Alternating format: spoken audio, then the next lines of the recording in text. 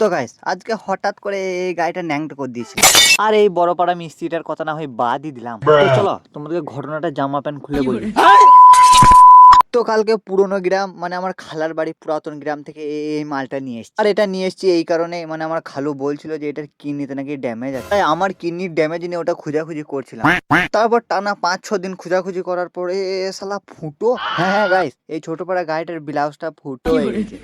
তাই একটু লজ্জা লজ্জা ভাব নিয়ে একদমই লজ্জা না করে এই মালটাকে ন্যাংটো করে দিলাম।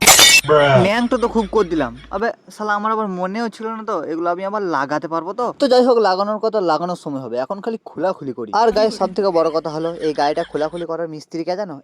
তো মিস্ত্রি তাকাও একবার, এই মিস্ত্রি। হ্যাঁ এই তো, হ্যাঁ গাইস, একে জাপান থেকে ধরে নিয়ে আসা হয়েছে। মালটা চুরি করতে যে ধরা পড়েছিল। কিন্তু গাইস ওসব কথা না হয় বাদ দিলাম, শালা ইঞ্জিনটা খুলতে যে ইঞ্জিনের ভেতরও দেখি সবাই জুড়া জুড়া। শালা আমি একাই কপাল পোড়া। এই দুঃখের কথা কাকে আর বলবো, ছাড়ো, আমার দুঃখের কথা তোমরা বুঝবে নাই। তো গাইস ভিডিওটা বেশি বড় করব না, আজ এই পর্যন্তই থাক। নেক্সট পার্ট খুব তাড়াতাড়ি আসছে। আর তোমরা কমেন্টে অবশ্যই অবশ্যই বলে যাও এই মালটার নাম কি দেওয়া যায়। তো চলো আমি এখন চললাম ঘুমোতে। আর তোমরা কি করবে? তোমরা স্ক্রল করো।